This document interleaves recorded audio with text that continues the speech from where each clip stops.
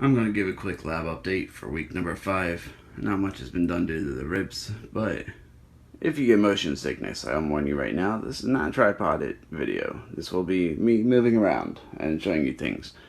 So what we managed to get done here was we managed to move the microscope from the left to the right. It made much more sense because the camera is angled at this angle here, and this is the monitor for watching to make sure things stay in frame. Now the TV monitor simply just rotates towards the bench that I'm sitting at the time, and if I go over to the other bench, look at that, it goes over so I can see it from this point of view.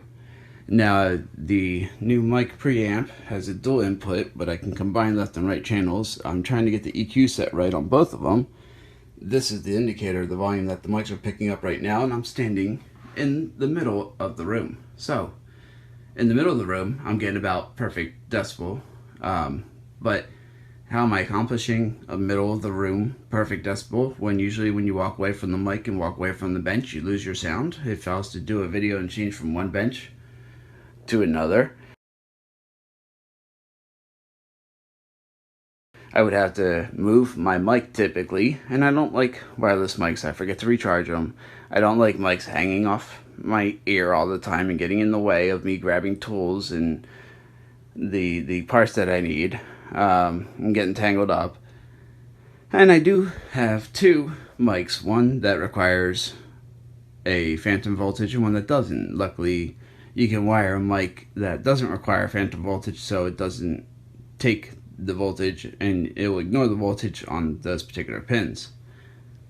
So over here we have the first mic that I've typically been using. It's pointed downwards at a 45-degree angle, about to the center between the two floor mat of the labs, right where the camera and TV is. And if I sit at this bench here, we'll call this the engineering bench, you'll see that the bar pretty much stays the same. In fact, hold on. I told you the TV changed for a reason. There we go. So it pretty much stays the same, and as a matter of fact, you can just take the camera. I don't have the lighting set up on this bench yet, but you can just take the camera and simply put it where it needs to be for this video and just turn it around. The camera stays on the tripod, still in the center. The loudest noise I have is this, but I've tested it. You can still hear me over the loud power supply. Everything else is stepped down a little quieter. Second loudest would be this one. Third loudest would be that. Fourth loudest would be this if you stay under an amp of output power. Otherwise it does pick up speed. I think it becomes the third loudest. So you can see the mic decibel level sitting at this bench here, and then I can get up, change my camera angle again, go back to my soldering microscope side of things, take my TV, swing it around, and simply sit down at this bench. And as I sit down at this bench, you can see the volume remains the same. So pretty good, you know, pretty much I can walk anywhere in the lab now and not have to worry about, is the microphone pointing in the right direction? Is it going to pick me up? It combines the left and right channel and makes the weaker spots of the lab being able to pick it up by combining left and right channels of the two different microphones. This mic is a CR77. I can't remember who makes it. I know the lighting's pretty bad on this mic right now. I don't know if I can... That's the mic. It's really a cool old school mic, and I would really love to put it on the bench like a talk show host, but I can't because if you're working on the bench, every time you touch the bench, you'll hear thump, thump, thump, and it would just annoy my viewers. I know it will. The other mic, I believe, is a Blue made by Spark. It's upside down right now. It is a Blue made by Spark. You'll notice they're both kind of angled in such a way. Downward bench for where to hear me at the same time, to bounce off the wall in a pattern of, you know, from this to that wall and this to that wall, center point where the camera is. Took a little bit of a trial and play to get things working that way. Now as far as the monitor that's going to be for the microscope, stay tuned for a quick video on why I don't recommend the camera that you saw me using, not this one. The one in this box that'll be shipped back, because it's already died after the first day. So in my lab update, week number 4, that camera died shortly after. The DC to DC converter blew out. Less than 24 hours, less than an hour worth of use, and that was only testing. And then I'll do another video here on just cameras, quick general summary. We'll get more in depth on cameras, microscopes, and series of reviews. So you don't have to go through the BS since February that I've gone through to figure out what microscope, what camera to buy, what Barlow lenses to use, what eyepiece is, how does one affect another, working distance, everything else. Just microscopes in themselves are a completely different beast and a lot more. So as far as the microscopes, I said I changed the drawers, went from one side to the other. The microscope used to be over here. It was kind of in the way of the camera view when it was over here. It would kind of block. Yeah, it was a bad idea. So it's now over here, and it makes it very simple. I can just simply pull it out right where I sit, take my Heiko, not on top of the laptop, but take the Heiko board and do my work, and then when I'm done with it, and it's got a direct power. As a matter of fact, I have it wired.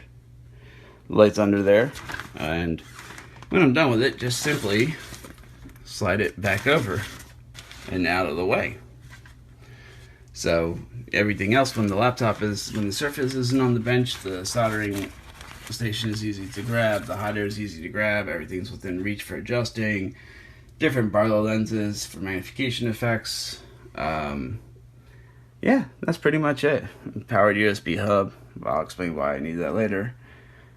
And that's pretty much week 5. That's all I've been able to do is pretty much run a couple microphone cords loosely and play with adjustments on how they sit and adjust the preamp and the EQ on the preamp and stuff. So due to the ribs getting better, I'm breathing a little bit better. So we will be back up here soon enough. Oh yeah, and those of you wondering, the new camera, it is a Canon, which one is this? 57 zoom Vixia HFR 700. I wouldn't give it the 57 zoom. I would give it 32 stable. Is actually touchscreen. Really nice little camera actually. What do I keep the zoom on? I keep the zoom on 32. Why am I showing you over here? I keep the zoom on 32 because I can show you touching it, I guess. But it will go up to a ridiculous 1140, which is all digital zoom. I don't really recommend going digital zoom. I'll also talk about that with microscope cameras and going digital zoom and how that affects that. So I pretty much keep it right about there. Completely touchscreen, really nice camera, has its built-in lens cover. It takes a standard SD card, records fairly quick, batteries actually not bad, 5 hours, 5.5. It will run while it's powered, plugged in. You can see that it had the micro HDMI out because it's pumped to the big TV. I have a headset out for monitoring for mic check, and I have a audio in for the microphone off the main output of the combined left and right channels, and this will do 4 channels in. Actually, I may actually add a lapel mic to it for maybe other reasons. We'll find out. I need to buy an adapter to test the lapel mic to see if that will work. And yeah, that's pretty much the quick update. Lab organization almost back online, week number 5. We have video, we have audio. Thanks for watching. I'll be back soon with a lot of things to review and go over, and my microscope series on how not to make my mistake when buying a microscope and understanding all the different terminologies and stuff, and the camera reviews for different microscope cameras if you're going to be using, the monitor is only really for your convenience. The recording aspect is what I'm looking for in a camera, also for YouTube's convenience, I guess, without having to have laptops or computers running fan noise in the lab in the video. So I mean, I do have a beast of a computer over here, and it's not on right now, so you don't hear it. And in my old lab, what you guys used to hear a lot was this guy. It's a Network NAS 4 terabyte storage, and it used to sit in the desk. And by sitting in the desk, you would hear that hum and that vibration constantly. What I'm hoping to do is there's a power outlet behind this bench, and I have this closet with no power. So in having a closet with no power, what I want to do is run power to the closet. And once I get power in here, I'll have plenty of shelves and what have you, and I'll put some of the computers in here, and I'll put the NAS, the network storage in here, and I'll run my network into here. Once my network's piped into here, I'll throw a switch in here, and so on and so forth. So it'll be kind of a storage network closet, computer server kind of closet thing, I guess. Would be the best way to describe it. I still have to hook up all my UPSs for my battery backup protection, and so my PowerFlex, my measurements and recordings don't reset on my equipment.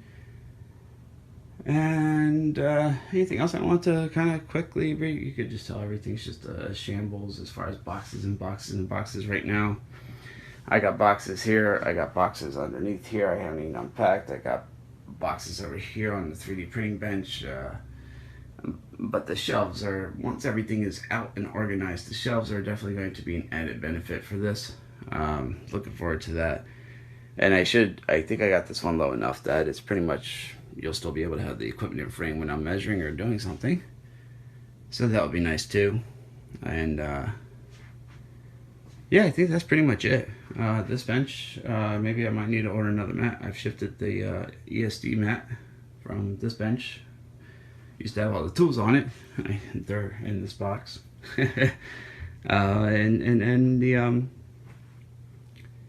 I put that mat over here. It still won't lay flat for some reason, even on this bench now. It's still, I'm using Kapton hoping to straighten and flatten it down, but it's still curling up ever since I bought the gray one. I don't know why. It just does this. The blue one is absolutely awesome. Since I do more soldering with the hot air and this station and microscope work, I put the blue one over to here, so reviews will be done on the gray one going forward, unless I buy another blue one and put another blue one over there and then put the gray one, since it's been custom cut and fit to this bench, and put the gray one back over here. That might be a possibility, since I don't really do any soldering over here, but it's at least some sort of cover to protect things that I'm unboxing, like the bigger items and stuff for reviews. Those are my thoughts. If you have any suggestions on the new layout of the lab, and still a lot of stuff that hasn't made it up here yet, like the multiple isolation transformers, variacs and stuff.